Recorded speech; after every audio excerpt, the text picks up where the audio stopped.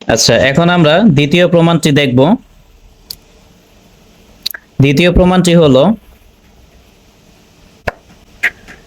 এখন আমরা ফিজিক্স 2 বইয়ের তৃতীয় অধ্যায়ের আরেকটি প্রমাণ দেখব। এই প্রমাণটি হলো সিপি মাইনাস সিভি ইকুয়াল আর।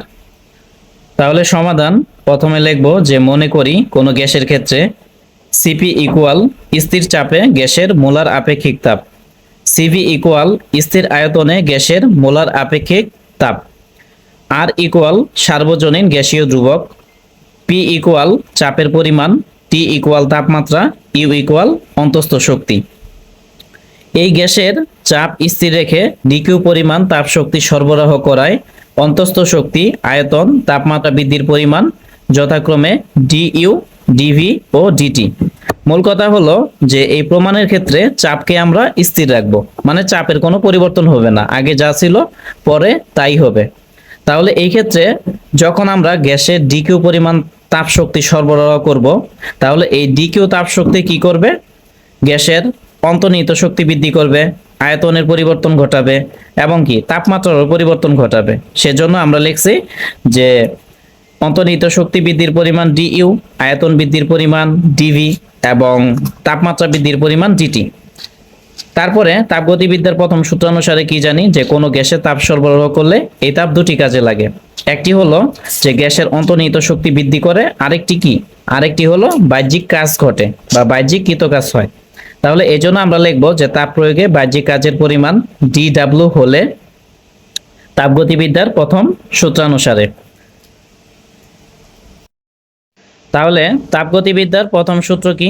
প্রথম সূত্র হলো যে ডিকিউ মানে যে পরিমাণ তাপ দিব এটা ইকুয়াল ডিইউ মানে অন্তর্নিহিত শক্তি যোগ হলো ডিডাব্লিউ মানে কৃতকাজ। এখন ডিইউ এবং ডিডাব্লিউ এগুলোর সূত্র আছে। ডিডাব্লিউ ইকুয়াল টু পিডিভি এবং ডিকিউ ইকুয়াল টু সিপিডিটি আর ডিইউ ইজ ইকুয়াল টু সিবিডিটি।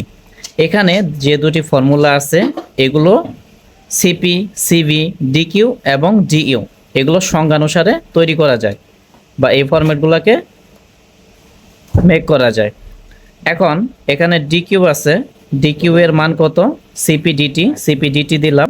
তারপরে আছে ডিইউ এর মান কত? সিভিডিটি, ডিইউ এর মান সিভিডিটি দিলাম। প্লাস প্লাস দিলাম ডিডাব্লিউর মান হলো পিডিভি, এখানে পিডিভি দিলাম। তারপরে এখানে সিপিডিটি নিলাম, ইকুয়াল নিলাম। তারপরে সিবিডিটি নিলাম, ইকুয়াল দিলাম। পিডিভি নিলাম এবং এটাকে 1 নম্বর সমীকরণ দিয়ে আমরা মার্ক করলাম। তাহলে এখন মোলার গ্যাসের ক্ষেত্রে আমরা জানি পিবি ইকুয়াল টু আরটি। এটার মূল সূত্র হলো পিবি ইকুয়াল টু এনআরটি। যেহেতু এটা মোলার গ্যাসের ক্ষেত্রে মোল সংখ্যা কত? 1। তাহলে PB equal to nRT. N এর মান কত হবে?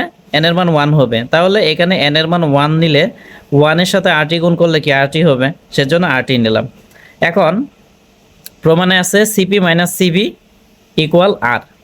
তাহলে প্রমাণে আছে সিপি, প্রমাণে আছে সিভি মানে ভি আছে, কিন্তু প্রমাণে তাপমাত্রার কোনো সম্পর্ক নাই। সেজন্য এই তাপমাত্রা বা ডিটিকে আমরা কি করব? প্রতিস্থাপন করব। তাহলে তাপমাত্রা বা ডিটিকে প্রতিস্থাপন করার জন্য আমাদের কি করতে হবে? উভয় পক্ষে টি এর সাপেক্ষে অন্তরীকরণ করতে হবে। সেজন্য আমরা এদিকেও ডিটি নিলাম, এদিকেও ডিডি নিলাম, মানে উভয় পক্ষে টি এর সাপেক্ষে অন্তরীকরণ করলাম। এখন অন্তরীকরণ বা ডিফারেন্সিয়েশনের একটি সূত্র হলো d dx uv equal u d dx v plus হলো ভিডিডিএক্স ইউ। তাহলে এই সূত্রটাই আমরা এখানে কাজে লাগাবো। তাহলে টিকে ডিডিএক্স ধরবো, পিকে ইউ ধরবো আর ভিকে ভি ধরবো। তার মানে ডিডিএক্স ইউভি, এটার সূত্র হলো ইউডিডিএক্স ভি প্লাস ভিডিডিএক্স ইউ ইকুয়াল দিলাম। এখন এখানে ডিডিটি আছে, তার মানে ডিটি আছে, ডিটির সাথে টি এর সম্পর্ক আছে, আর এর এখানে কোনো সম্পর্ক নাই। সেজন্য আরকে ডিটির সামনে নিব, সামনে নিলাম। তাহলে সামনে নিলে ডিডিটি থাকে, আর যেহেতু আরকে সামনে নিছি তাহলে শুধুমাত্র কি টি থাকে। এখন এখানে পি নিলাম, ডি এর সাথে ভি নিলাম, আর ডিটি নিলাম, তারপরে প্লাস প্লাস দিলাম, ভি দিলাম। এখন এখানে আছে ডিডিটি পি হলো চাপ। আমরা প্রমাণের প্রথমেই চাপকে স্থির ধরছি। তো চাপকে স্থির ধরা মানে কি? চাপ কনস্ট্যান্ট বা ধ্রুবক। তো যেহেতু চাপ পি ধ্রুবক কনস্ট্যান্ট, তো এই ক্ষেত্রে আমরা একটি সূত্র জানি যে DD x constant equal to zero. মানে কোনো কনস্ট্যান্ট বা ধ্রুবককে যদি ডিডি এক্স করা হয় সেক্ষেত্রে এটার মান কি জিরো হয়। তার মানে এখানে ডিডি টি পি, পি মানে কি কনস্ট্যান্ট, তো কনস্ট্যান্টের মান কত হবে জিরো হবে। আর এখানে আর আর নিলাম, তাহলে এখন এখানে ডিডিটি টি আছে, ডিডি এক্স এক্স এর মান 1, তাহলে ডিডিটি টি এর মান কত হবে 1 হবে, তাহলে 1 নিলাম। এখন এখানে পিডিবি বাই টি টি নিলাম, প্লাস প্লাস নিলাম, বি এর সাথে 0 গুণ করলে 0 হবে, ইকুয়াল ইকুয়াল নিলাম, আর এর সাথে 1 গুণ করলে আর হবে।